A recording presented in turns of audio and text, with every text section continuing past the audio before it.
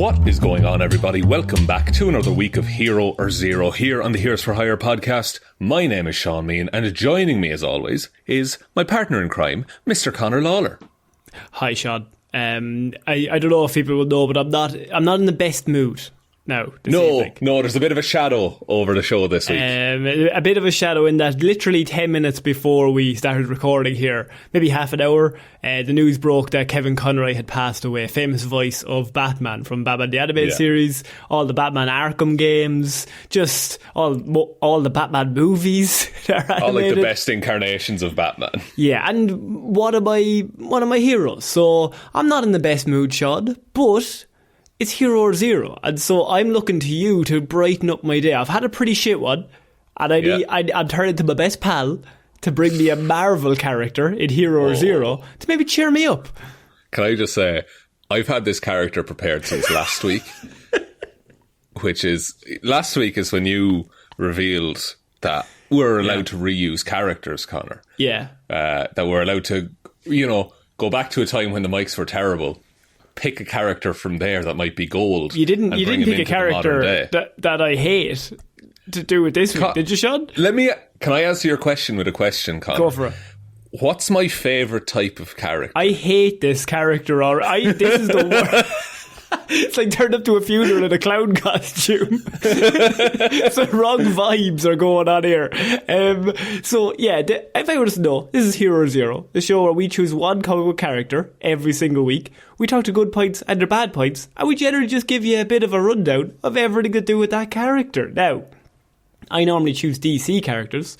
Shaun normally chooses Marvel characters, and as Shaun mentioned, we are going over some of our old back catalogue that we recorded in like episode 3 when we were recording on like a phone. So it was 2 tin cans tied together that we really hooked up bad. To the internet. So we chose all the good ones back then as well. So we're like over 200 episodes in. We feel like maybe the better audio quality might relate more to the character. Now, I haven't gone back to listen to any of those episodes, so if I make the same jokes, I'm still the same person.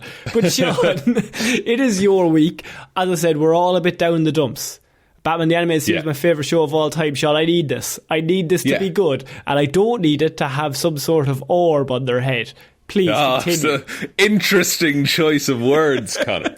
Because, yes, for those that don't know, the first 50 or so episodes was me discovering that my favourite characters have a sphere for a head. And this is exemplified the best in the form of the Orb. The Marvel character, the Orb. I didn't know things would happen that would make this such a tonal shift of a character. But what I want to say, Conor, before we go any further, right? One of the benefits to going back and revisiting old characters is that there's been 4 years of stories since then. Oh, so we get to see what the development of these characters, what's gone on with them, and where they are now. And so, like, we get more content, more quality content. So you're telling me in the last 4 years, the Orb has become a good character? Well, here's the thing. So I know what you're thinking straight off. Which Orb is he talking about? I wasn't thinking that. Please continue. I'm not talking about Drake Shannon. He was the original Orb. He was a man on a motorcycle what had a big crash and then had a helmet that could shoot eye lasers given to him. We're not talking about Drake Shannon today. So much has changed, but everything is still the same. Since, like, it feels like my life has completely changed from us sitting in a little room and you going, there's this guy with a fucking orb on his head. You're not going to believe it. But still, when you bring him up, I get this feeling. I have this feeling of dread that I know this character is shit, but I'm still here. And we're talking about the second Orb, if I remember correctly, is the all-seeing seer.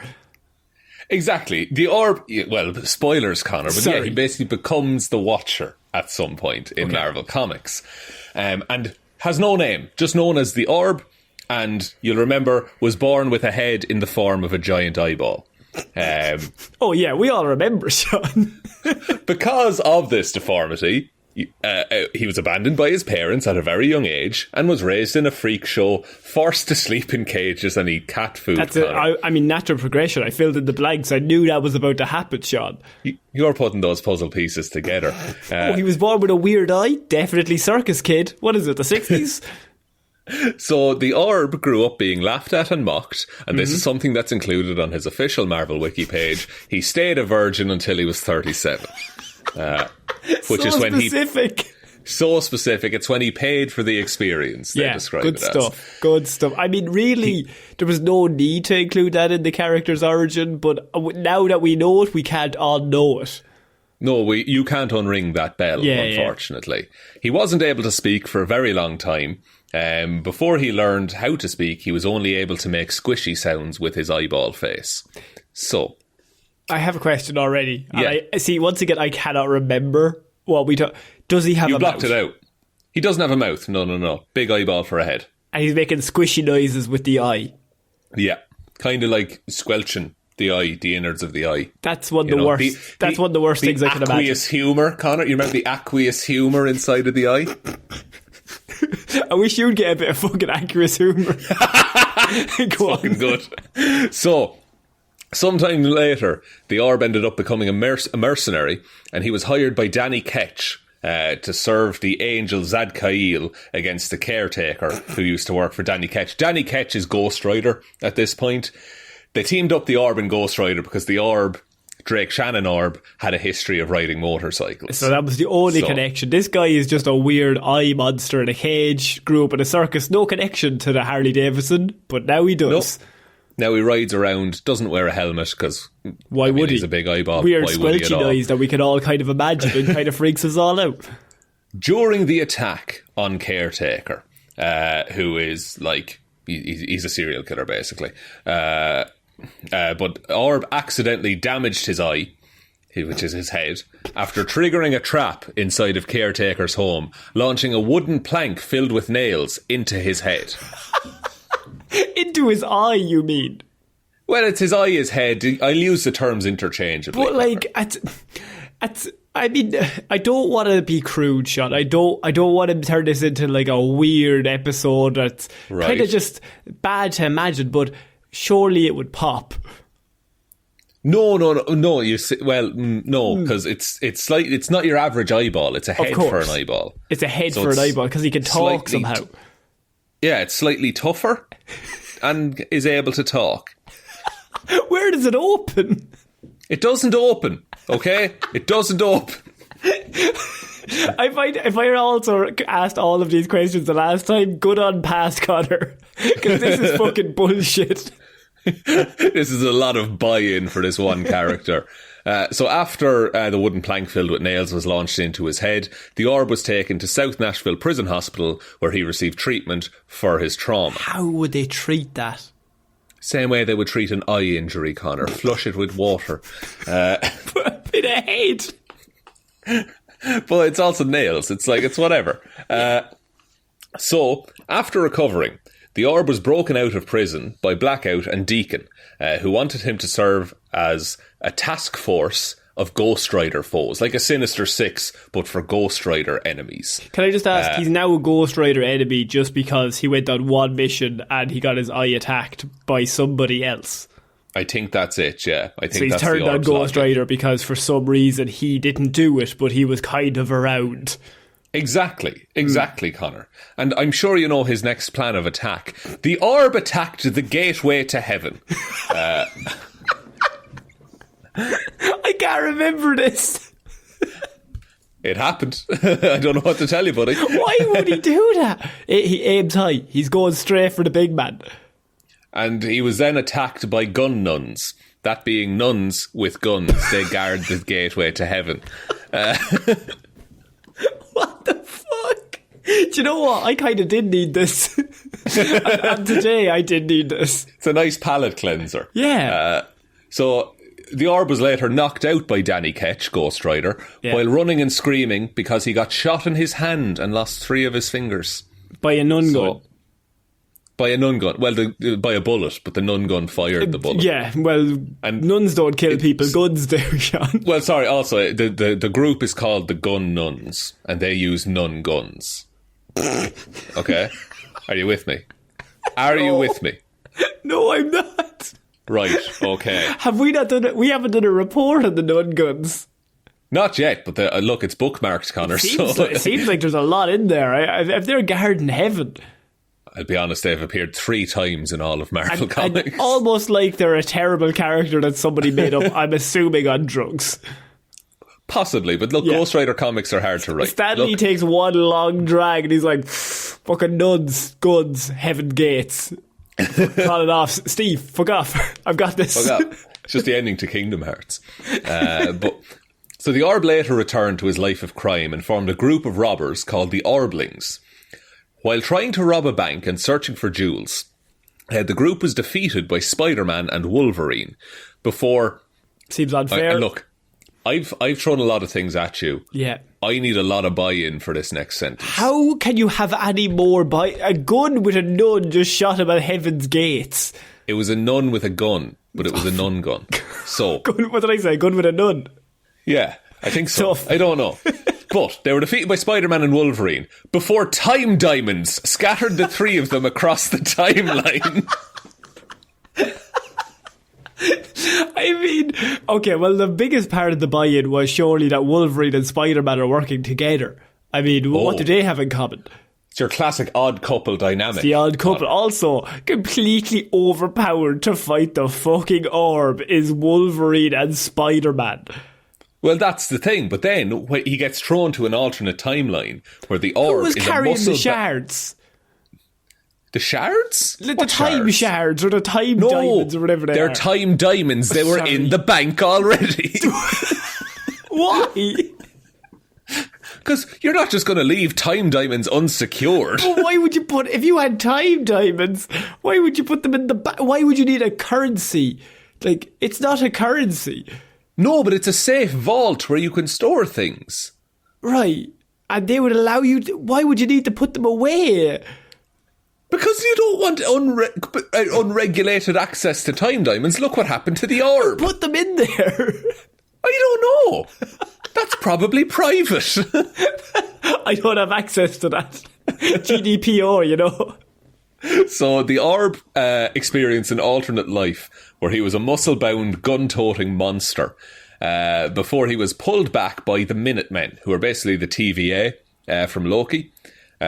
He was last seen being led away, upset over the fact that he had to go back to his regular life. Makes sense. And then, Connor, we get to a Marvel event called Original Sin. Okay. So this is a big universe-shaking event, and the Orb is central to it. And so it begins with the Orb having numerous dreams where he observes the Watcher's base. So the Watcher is a character in Marvel Comics who has sworn to only watch and never interfere, except for every time when he interferes. Almost actually exclusively every time I've heard of the Watcher, he has interfered. He's been interfering. Yeah. That's very true. So he contacted the Orb contacts a character called Dr. Midas and offered to make a deal that they would go to the Watcher's base and rob him. That's what the Orb thought these dreams meant. Okay? He's going to rob the Watcher. Yes. But the Watcher doesn't own anything. He does. He has all kinds of treasures from various different things. And he has a whole armory as well. It's massive. So Dr. Midas controls mindless ones. They're basically just like hulking monsters. They have no thought of their own. And they only exist to serve him. Goons. Or if we're going to do a Power Rangers term, puddies. Puddies. Very like puddies from Power Rangers. Yeah, exactly. So himself and Midas attacked the Watcher's citadel. And then while the Watcher was busy fighting the mindless ones, the villains stole from his armory. During the fight, the Orb envied Uatu the Watcher's power, and he shot him in the head so that he would never see anything again. Okay? Why? Because he's obsessed with eyes, Connor. He has a thing for eyes. Yeah, he does. Oh, we'll get to that. The blast only left the Watcher unconscious, but it was enough for the Orb to take advantage of this and remove his left eye. So the Orb cuts out the Watcher's eye. The thing about the Watcher is that because he's the Watcher, his eyes store everything he's ever seen. And he has seen everything. So that means he's the smartest being in the universe. That's the thing. So that's why it's called Original Sin, is that the Orb now knows every sin that every hero has ever committed. Even the good ones. Even the good ones. Even little Spidey Man. Even little Spidey Man, you'd never believe it. So, back on Earth, okay, so because the Watcher's eye was in possession of the orb, and the orb was around all of these mindless ones, the mindless ones started to develop thoughts, and they actually started to evolve and gain sentience.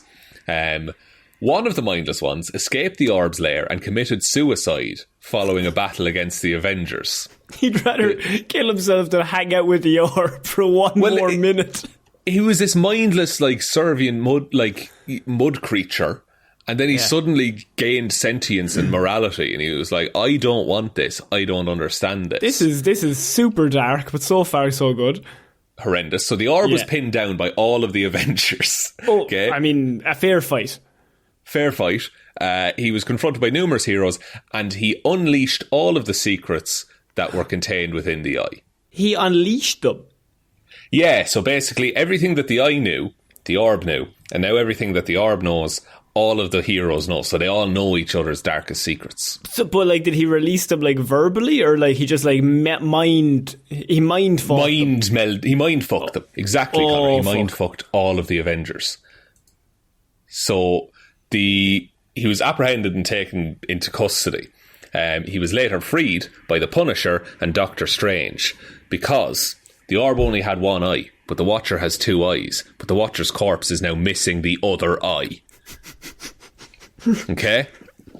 So they're on the hunt. They're on the hunt to see who stole the second eye, because who knows what damage they could do with the second eye of the Watcher. Oh, man. They don't even realise it's the eye they were looking for all along. It's the biggest eye they've ever seen. It's massive. Yeah. So then they arrive. Punisher, look at this for a triple threat.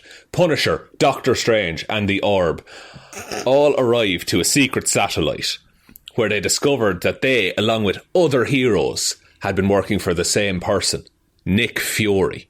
What? So, Nick Fury, for most of his appearances in the Marvel Comics up until this, has been a life model decoy. This has been basically a robot Nick Fury has been fucking around. And the real Nick Fury has been operating as what's called the man on the wall. So basically, he stops threats before they get to Earth. He's literally, imagine like a guy standing on the moon with a bazooka. Literally, yeah. And so anything that the Avengers, Fantastic Four, anyone like that has fought, it's something that Nick Fury hasn't been able to deal with on his own. Right. And so Nick Fury is like 90 at this point. And so that's why the life model decoys never seem to age. Rob was young. They tell me a super soldier serum. It's a whole thing. But Nick Fury, original recipe Nick Fury, takes the orb and tortures him to learn how to activate the other eye of the Watcher. Because Nick Fury, you remember, the orb only knocked the Watcher unconscious. Nick Fury kills the Watcher and takes the other eye. Okay, hang on. Okay. Now, I think you've gone too far, too quickly. Okay, so Nick Fury... So the Watcher's up there, right? Watcher knows everything. Watcher has two eyes at the minute. He's absolutely laughing, so he sees everything around him, right? So the orb shows up with his big weird fucking eye, and he decides to knock him out, shoots him, and steals one of his eyes. Yeah. Okay. Then Nick Fury, at a later date, turns up, takes the other eye, and kills the Watcher. So the Watcher is back up and about, operating with one eye at this point. he's just like fumbling around the place. He's got no Nick depth. comes in to give him a hand and then beats him to death. Well, Nick Fury's the man on the wall, so he goes to the Watcher and he's like, who did this to you? Because if they have all the secrets, that's bad. And the Watcher is like, I can't interfere. I'm not going to tell you who took it. He's a fucking little bitch. And so Nick prick. kills him and then takes the other eye, because then he'll see who took the eye. Interesting. Okay, so now Nick has an eye and the orb has an eye, and he's torturing the orb to get the other eye. Exactly. And so okay, I'm with you. This evolves into basically Nick Fury destroys the other eye and releases a bunch of secrets, keeps a bunch of them for himself. Ooh. And so he goes about fighting all of the Avengers on the moon and uses their secrets to defeat him. My favourite example being is that he's fighting Thor, and this is after Thor has fought Gore the God Butcher. Gore the God Butcher's whole argument was that gods don't make anything better. They only hurt people. The world would be better off without gods. We've all seen Thor, Love and Thunder, Shaun, and Gore's all over that. Oh, there's so much gore in that movie. But, so Nick Fury knows he can't beat Thor, like, fist to fist. Yeah. So what he does, he gets close and he just whispers, Gore was right. And Thor knows, this is confusing with Thor and Gore, but Thor, Chris Hemsworth knows Nick Fury is correct because he's the Watcher. So he's not lying. He's actually seeing everything ever. Yeah. That on the big picture, we'd be better off without gods. Thor then believes this, and so he believes gods shouldn't exist. I shouldn't be a god. I'm not worthy. Loses his hammer and the power of Thor. And so he can no longer pick up the hammer and Nick Fury kicks the shit out of him. Exactly. Interesting. So, really cool bit of comic writing. So now that Nick Fury's eye is destroyed, the Watcher eye that he had. So the orb is left with an eye, and the eye bonds with him. So it goes into his chest. Essentially, he now has an orb for a head and an eye for a head and an eye in the centre of his chest as well. But that's the Watcher's eye. And so it's almost too many. Some would say the perfect amount. He's got statistically the regular amount of eyes. The same amount of eyes as everyone else, just has them in the wrong place. Exactly, which that's not his fault. And so the orb then decides to take up the Watcher's job. In addition to observing events more closely, so the orb will actually go down and be on the front line of the fight just to get a good view.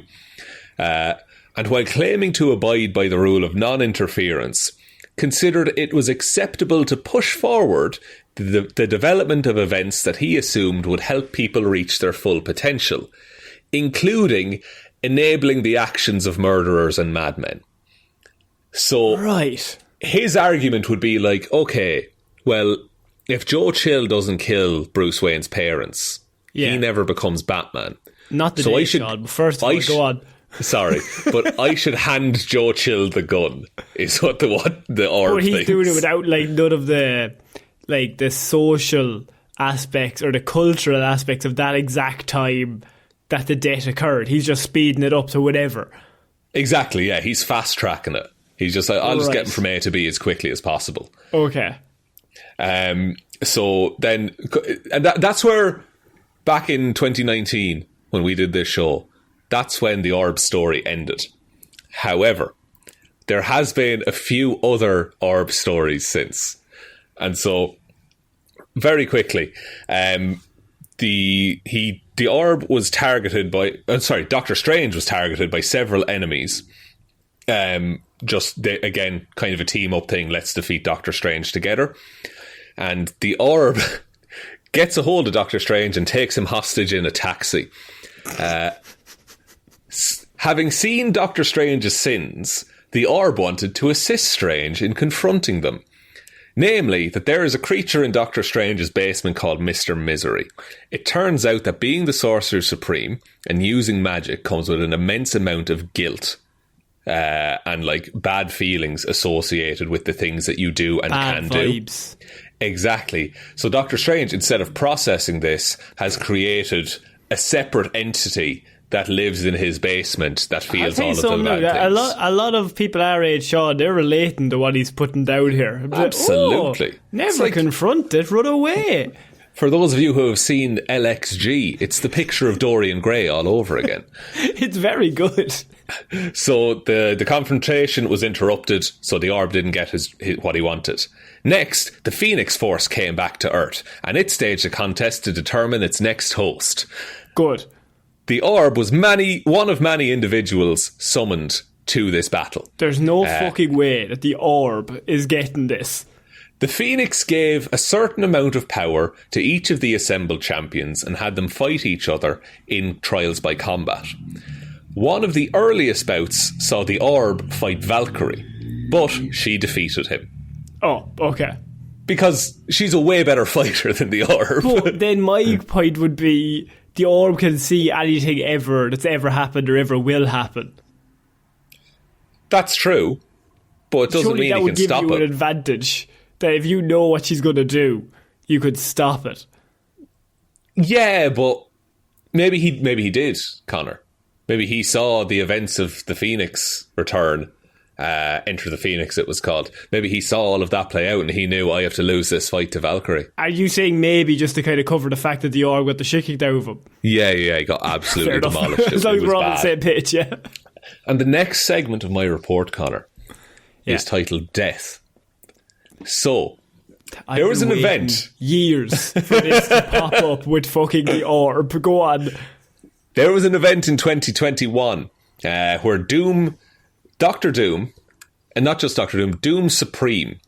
So this was a version of Doctor Doom that went around to all of the multiverses and picking out all of the Doctor Dooms and went back in time to the very first team of heroes that ever assembled and killed them so that Doom could be the most powerful person in all history of all multiverses.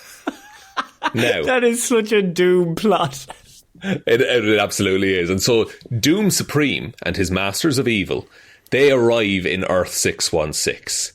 Okay. One of the first people they meet is the Orb. And the Orb says, I won't get involved, but I'm going to be watching you. And Doom Supreme immediately kills the Orb. Of course he does. Because the Orb shouldn't have talked. Shouldn't have talked at all, but since then, he's just been dead. He's never popped up since. Just dead. Just dead. They just killed, essentially, the Watcher again. So who's the Watcher? There is no Watcher at the minute. Is Nick Fury still technically the Watcher? Because Nick Fury is a character called the Unseen. So his punishment for killing the Watcher... So he was the man on the wall. He defeated threats before they happened. His punishment now is that he's chained to the moon and he can only watch, but he can't help. Oh, that's... You know what? That's kind of cool. I like kind that. of a good punishment. And then Bucky Barnes becomes the new man on the wall. Okay. So that's where the Orb ends. But I'm sure you're asking, Connor, what are the Orb's powers and abilities? You know, I was notoriously not asking that, but please, go on. The Orb has extrasensory abilities, Connor. He has the ability to see things other people can't. Like knowing when someone is thinking about killing him. But he didn't stop his own death. He can also observe in dreams. He can dream things and sometimes they come true. We can dream things, or that's not a power.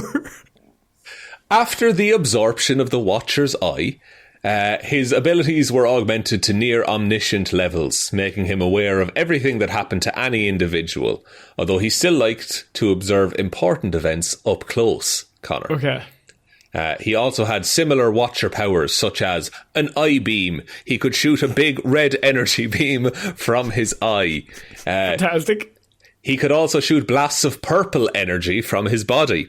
Different colour. That means it's more powerful or less, depending. I don't know. He was able to incapacitate the Hulk, I'll have you know.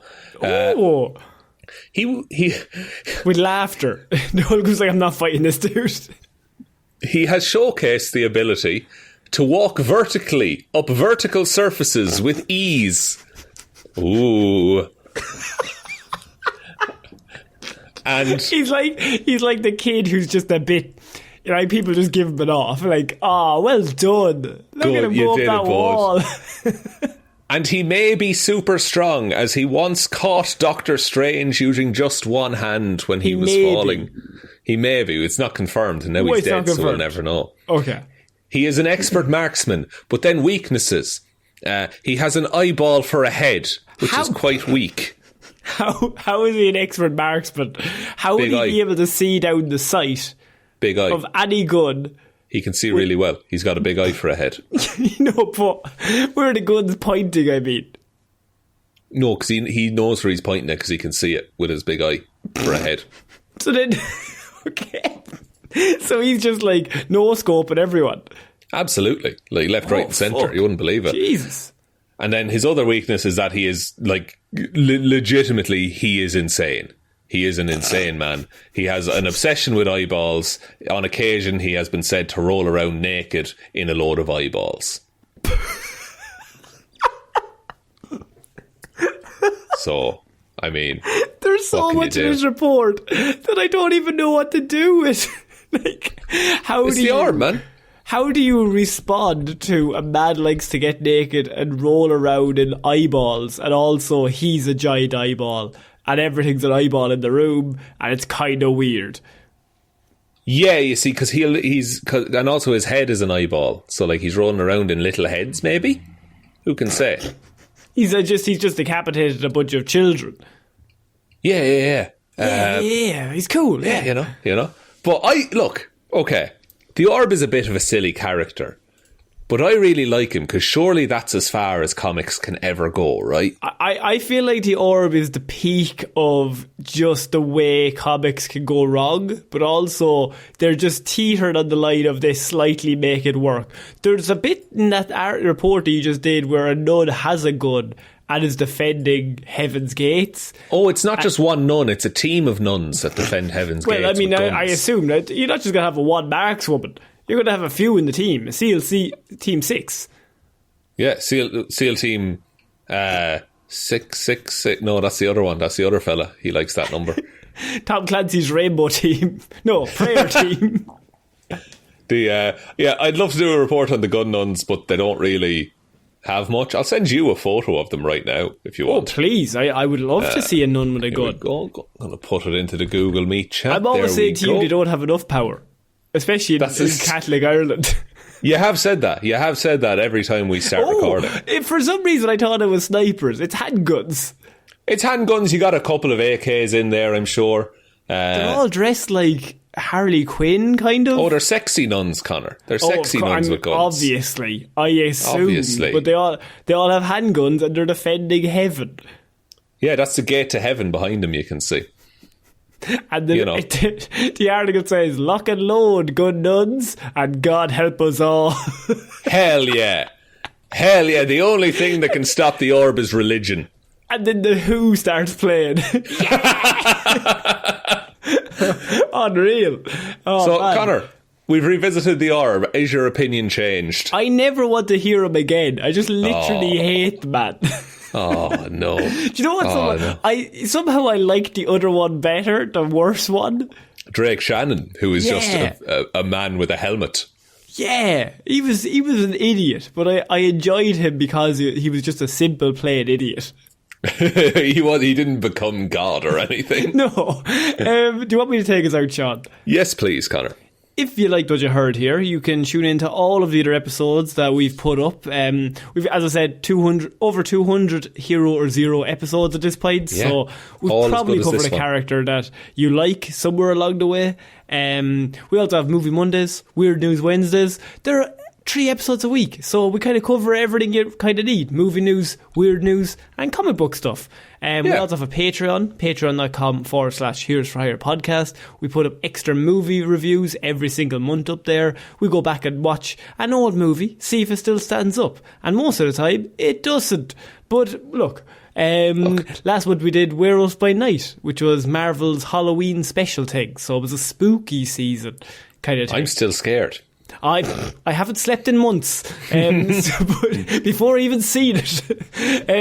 You can follow us on Twitter at Heroes for Hire Pod, the 4 is the number 4, Facebook Heroes for Hire Podcast, Instagram Heroes for Hire Podcast, and most importantly, you can tell one human being that we exist. Just the one, please. Just the one. So I've been Conor Lorraine. I've been Shaun Chuck. I shall see you all next week. Bye.